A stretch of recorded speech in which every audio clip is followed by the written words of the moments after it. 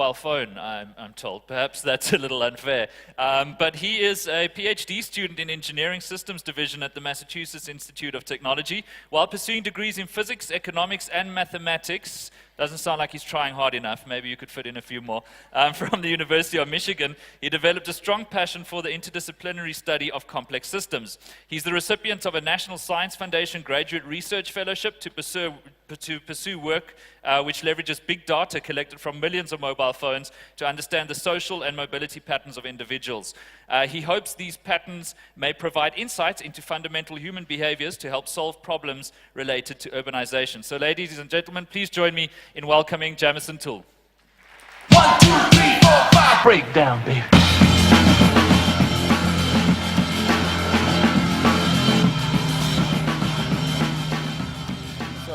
Good morning, everyone. I'm here to talk about big data.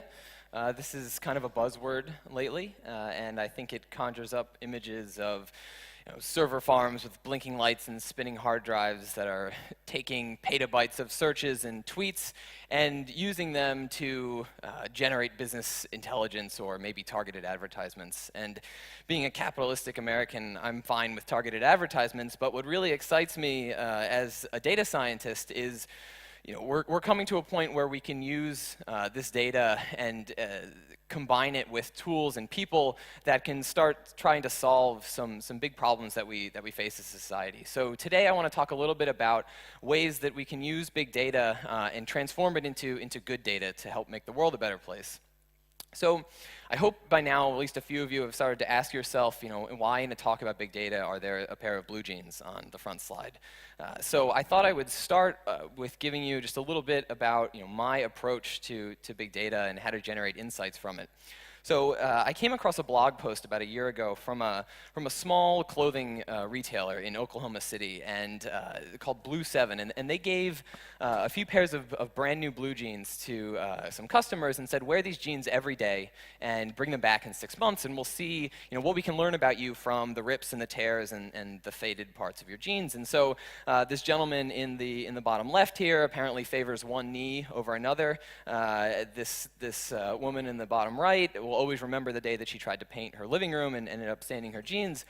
And when I looked at these pictures and thought about my own behaviors, when I wake up every morning, I get my wallet, I get my keys, I get my phone, and I can put them in any number of pockets that I choose, and yet all of us kind of do the same thing every day to the point where it's literally ripping a hole in the back of our pants. And so, you can think about getting millions of pairs of old jeans and stacking them on top of each other and looking at where the holes line up and where they don't, but this is analog data, right? And it's going to take a lot of time and effort to go through that. What we really need is jeans equipped with Wi-Fi. And when you think about it, though, there are 6 billion mobile phones on the planet right now, and most of us carry them in our pockets. So jeans really are equipped with Wi-Fi right now. And the way that I think about these devices, which are capable of measuring communication patterns and locations and almost anything that app makers can imagine, I think about them as creating a digital fabric that we now have. And when we use these applications, we leave behind rips and tears that we can use to learn about ourselves. So I want to talk about how we can start analyzing these patterns to really make some big strides in terms of solving problems associated with things like cities, health, education, government. And then I want to end by sort of opening a conversation about how we can think about data as an asset going forward to make sure that we keep unlocking its potential.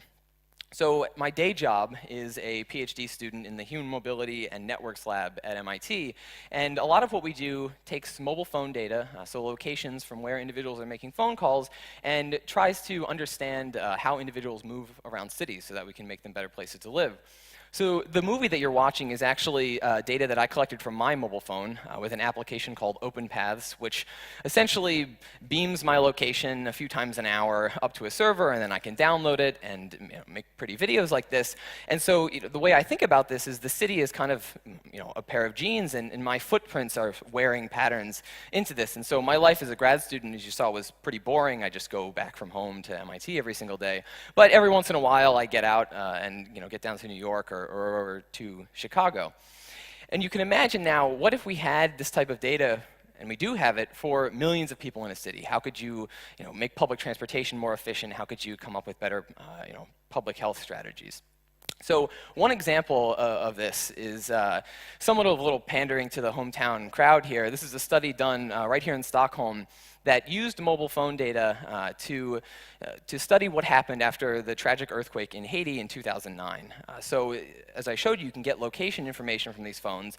And what these researchers did was look at how people from Port-au-Prince, which was devastated by this earthquake, where they migrated to after their city was destroyed, and sort of, what was the process of moving back. And so this red line here on the right shows, this migration out of Port-au-Prince right after the earthquake. And the amazing thing here is you can also measure where these individuals are going. So these blue lines up at the top sort of represent the surrounding towns that these people fled into. Now, this study was done a few years after the earthquake, but you can imagine, now that we know that it's possible to measure these type of things, you can imagine, implementing this in the hours or the days after a disaster, and then giving this information to, aid workers to where to position their scarce resources.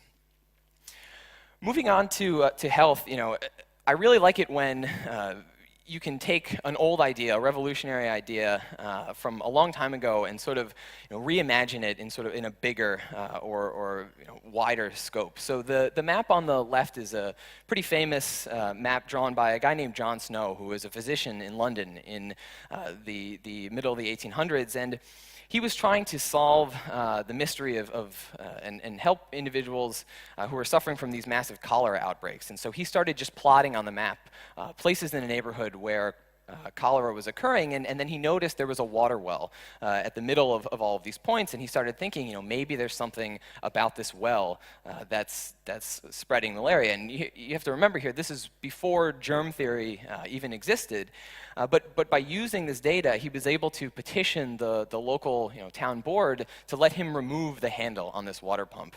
And although he was skeptical as to whether removing that handle actually had an effect on that particular cholera outbreak, this sort of revolutionized the way that public health was thought about. So the map on the right is kind of the big data equivalent of this. So this is a paper published by a friend of mine, Amy Wesolowski, and some of her collaborators, who took that same mobile phone data that I was showing you before, but for the entire country of Kenya, and paired it with our understanding of how insects spread malaria, and they were able to generate this map that sort of shows importers and exporters of malaria across Kenya. And so you can imagine these governments with sort of very constrained resources now having access to really fine-grained, high-resolution data on their entire country, which they can then use to save lives by implementing public health strategies. I want to talk about education in two big places that I think big data is going to have a large effect. So Hans mentioned that textbooks are very slow to react to some things, but when we're talking about reading a textbook on the web or on an iPad, there's really no reason for things to be slow anymore.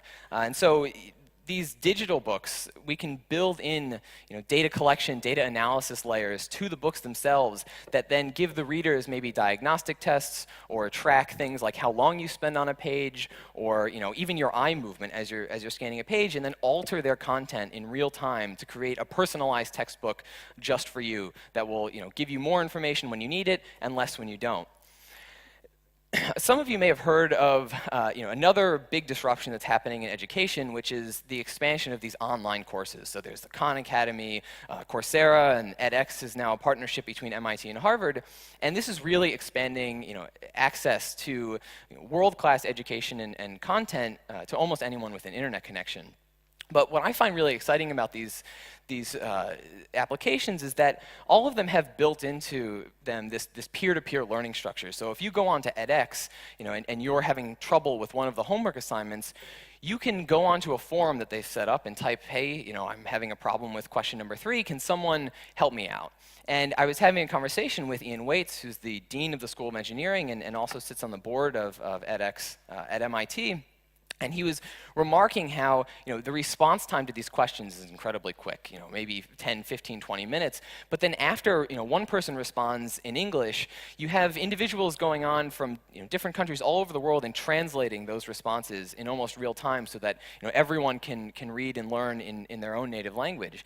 And because all of these peer-to-peer systems are online, they're also collecting data on these interactions. And so I'm really excited to, start getting our hands on some of this data so that we can understand which types of social structures actually help people learn and sort of improve the way that we teach from that. So people kind of forget about government in all of this, rapidly changing technology. But government was really doing big data before it was cool. So Egypt, Rome, they all conducted census. The United States, young as it is, actually mandates in its constitution that every single person be counted at least once a decade. And before the internet and these digitization services, it was really expensive to take all of this data and actually give it back to taxpayers and to make it available. But now, with the internet, we can basically put this data out. Open data movements are everywhere. And give citizens access to all of this information. And so the map that I'm showing you is a project that was done by WNYC, which is a journalistic organization in New York. And they wanted to explore a kind of controversial policy that the New York City Police Department implemented called stop and frisk. And for those who aren't familiar, stop and frisk basically allows police officers to stop and search any individual if they look suspicious, like they might be carrying a weapon or drugs. And there was a lot of backlash over this policy because people claim that it was sort of targeting minorities in low-income neighborhoods. And so using data that was provided as on an open data platform by the police department, they were able to map, the heat map underneath is the number of these stop and frisk incidents that were happening, and then the green dots on there show the outcome that we're actually looking for, which is finding weapons. And so, while this map is beautiful and it's very fun to play with, I think the interesting thing here is that now we're allowing people to take data, transform it so that everyone can understand and inform themselves about these policies. And open data movements like this are popping up everywhere. From data.gov, data.gov UK. I mean, even Open Kenya is now up and running. And you're seeing organizations like WNYC or these other ones on the right that are connecting citizens with this data to make applications that are useful to people, but also to really increase participation in the governments that Hans was saying matter so much. So with my last few minutes here, I want to again open this conversation about how we think about data moving forward. So the World Economic Forum in 2011 published a report that basically framed personal data as an asset. So you accumulate your data throughout your life, and then you can sell it, you can make great applications with it. But data is kind of a weird asset. For the economists in the room, it's non-rival. So if I use a piece of data, you can use it without preventing me. It's very difficult to sort of nail down these property rights. And so if we want to continue to foster all of this innovation, we really need to consider these three big stakeholders, which are consumers, industry, and governments. And we need to think about these things and talk about these things in a way that we continue this free flow of data and the synergy that this free flow creates, while making sure that we deal with very real and valid concerns over privacy and security. And government will play a big role in this, both to protect individuals and also create certainty, sort of laying out the rules of this game. And I think if we do these things, then we can really continue to reap a lot of the benefits, both sort of economic and for the public good. So with that, I will say thank you, and I encourage all of you to find your pair of digital jeans and go out and put some holes in them.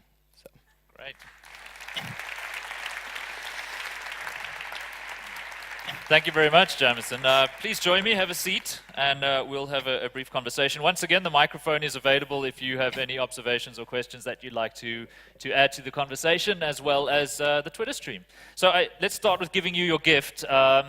We've got a picture of the data collector bot. and Farmer Bill. So I'm pretty sure you're the data collector bot, not Farmer It's Bill. going to be a farmer. But there you go. And then we have your Sugru Maker Kit. Thank so you. you can go and make yourself one of these balloons. Thank you. Great. Okay, so it's this whole discussion around big data. I was looking at a research that IBM put out last year where they were saying that 91 quintillion bytes of data generated every day, and that all of the information or 90% of the data that exists in the world today was generated in the last 2 years. So you get this idea that this data explosion is just happening at such an exponential level that it's almost impossible to keep up with. We really need intelligent systems that can start doing sort of real-time analysis on this data as it's flowing, don't we? Yeah, absolutely. And I mean, a lot of the data that we collect is just sort of thrown out. I don't remember the numbers off the top of my head, but it's a significant fraction of data that is just sort of passing through these applications is thrown out. And it's a big problem for both the people who are designing systems to capture and then sort of call up this data to come up with efficient algorithms to store it. But it's also a challenge for people sort of further down the stream who are looking to generate knowledge from this. We have to ask very good questions because as soon as we start capturing the data, it very quickly grows out of hand. So we need to think much more carefully about the type of questions that we want to ask, so that we're sort of targeting the specific data that we want to collect. So you've spoken about the open data movement, and it's great to see governments increasingly starting to open up the various data sets that they have to the public and to developers.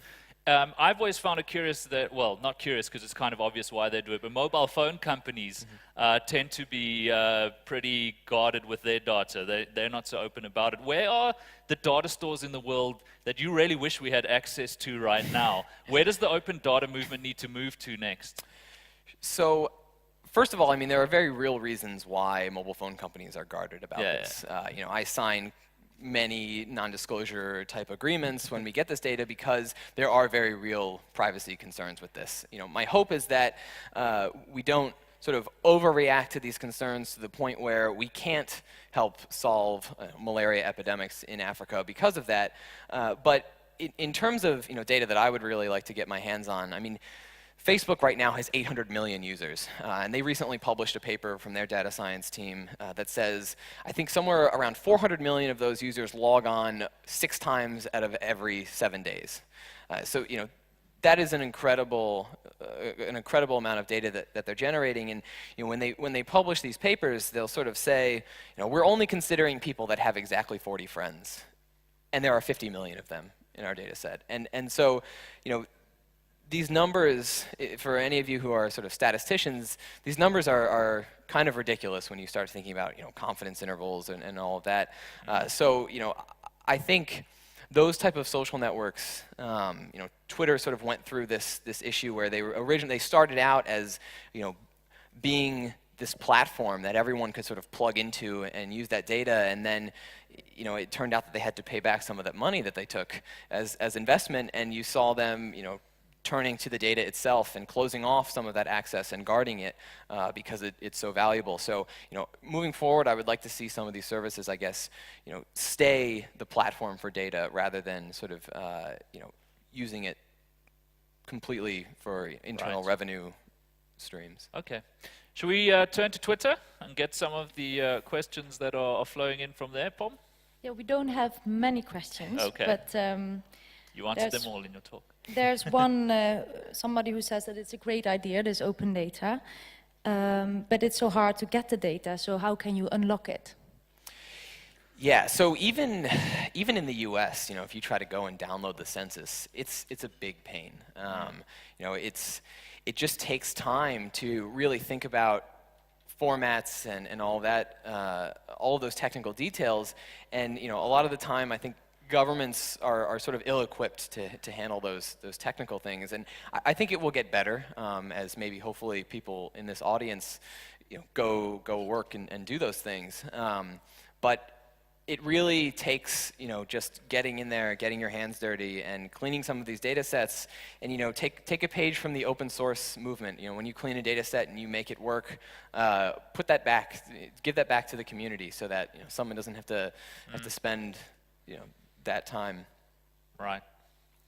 So we've seen some interesting things in terms of privacy and security in terms of data over the last couple of years. Apple, for example, storing location logs on their phones for, it looks like completely benevolent reasons, but it's happening nonetheless. We've seen Facebook attacked on several occasions for some of its policies, but what interests me is you see a generation of kids growing up right now that have absolutely zero concern for those privacy and security questions. And that's a vast generalization, but that's very much the sense I get when I speak to kids now in terms of their relationship to their online lives. They really have very little resistance to posting pictures or just about anything else online. How, I guess, guarded should we be? How concerned should we be with security and privacy when we start talking in terms of this data and what we could do with it?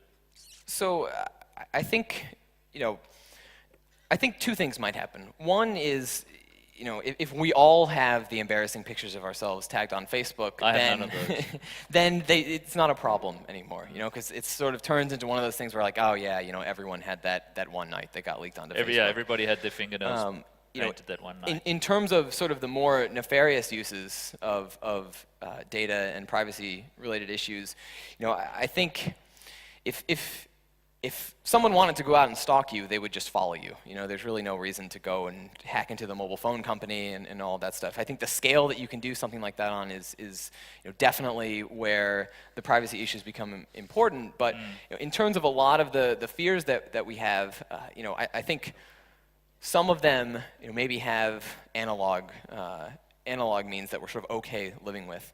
Right. I don't know if there's more. No, that makes sense. Should we take one last question from Twitter? If there are any.